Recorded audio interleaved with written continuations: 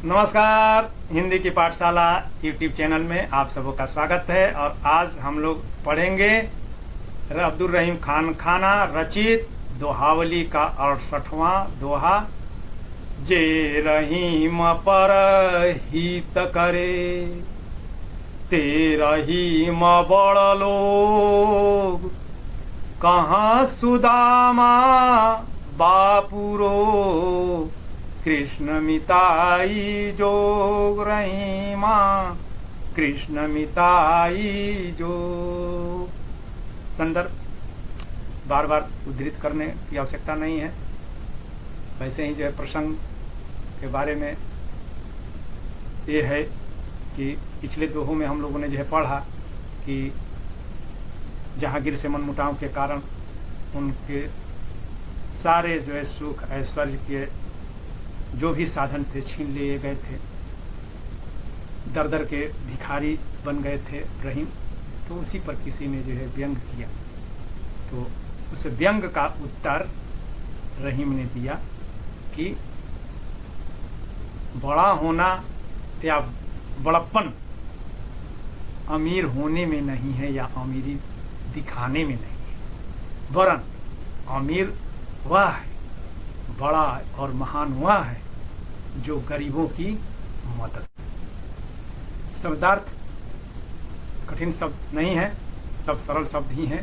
हित का मतलब भलाई करना या सेवा करना, और बड़ का मतलब जो है बड़ा या बड़े या महान, और ते का मतलब वे, और बापुरो का अर्थ हुआ विपत्ति का मारा हुआ या दरिद्र, और मिताई का अर्थ होता है मित्रता, और जोग का अर्थ है योग्य।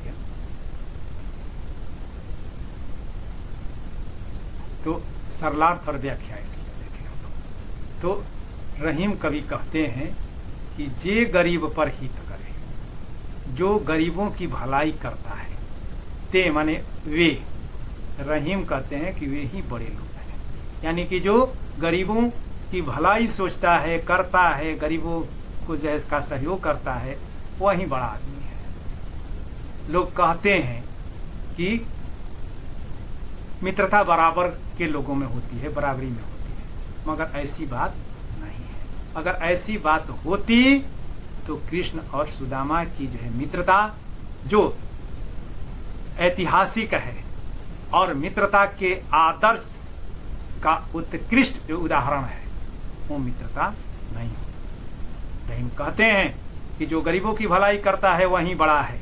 बड़ा होना या बड़प्पन दिखलाना अमीर होने में नहीं है, वरन गरीबों का हित करने में। जो गरीबों की मदद करता है वही बड़ा है, महान है। सुखी वह नहीं है जिसके पास अकूत संपत्ति है, बल्कि सुखी और संपन्न वह है जो गरीबों की चिंता करता है, उनकी सहायता करता है, उनके हित के लिए, उनकी भलाई के लिए चिंता करता है। अगर तो ऐसी स्थिति में कि मित्रता बराबर के लोगों में होती है, अगर ऐसी बात होती तो कृष्ण और सुदामा की मित्रता कहाँ से होती, कैसे होती? कहाँ कृष्ण मथुरा के राजा और कहाँ भिक्षा पर जीवन निर्वाह करने वाले सुदामा। कृष्ण के मगर कृष्ण ने मित्रता निभाई, सुदामा के संकोच के बावजूद उन्होंने निभाई। और जहाँ कृष्ण को यह संदेश मिला कि मित्र सुदामा आए हैं, बाल सखा जो विद्यालय में संदीपनी ऋषि के आश्रम में रह करके जो है पढ़े थे, वे आए हैं, इतना सुनते ही, कान में यह खबर पढ़ते ही कृष्ण अपनी सारी शुद्ध बुद्ध जो है खो देते हैं। राजा और राजत्व क्या है, राजपद क्या है, यह सब भूल जाते हैं, और नंगे पैर दौड़कर राजमहल के द्वार पर आते हैं और अपने मित्र को गले लगाते हैं। ये होती है मित्रता।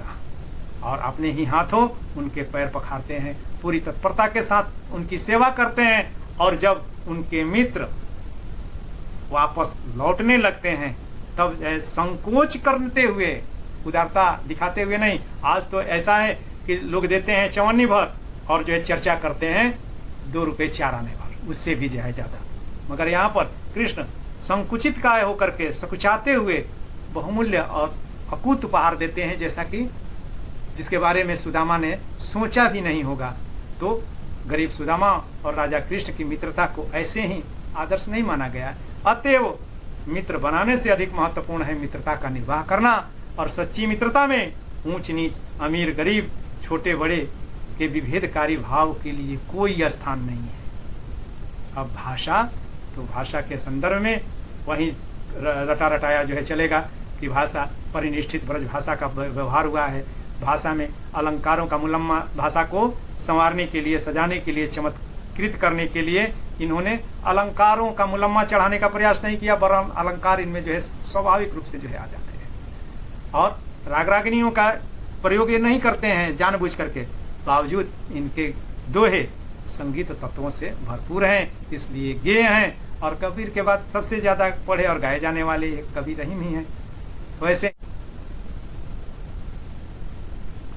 छंद तो दो पंक्तियों का है, दोहा है, छंद मात्रिक है, 13 और 11 वर्णों पर यति, और अंत में लघु मात्रा। अब गिन ले हम लोग यहाँ भी, तो 2 1 3 2 5 1 6 1 7 1 8 9 3 12, यहाँ पर 12 पर ही यति हो गई है। अब इसके बाद 2 2 4 1 5 6 7 8 3 11, यहाँ ठीक है, यानी कि इस चरण में 23 मात्राएं।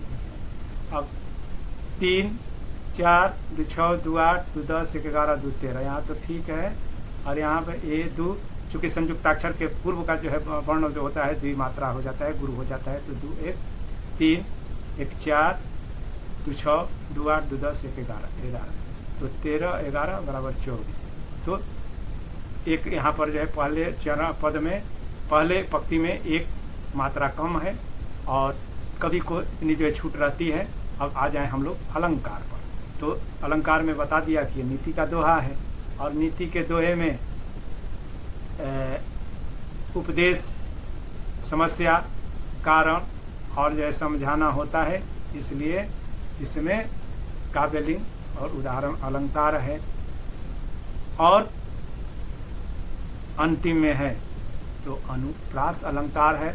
और कहीं हम लोग देखें, जे गरीब पर हित करे, नहीं, यहाँ पर जो ठीक है जे गरीब न था, तो यहाँ भी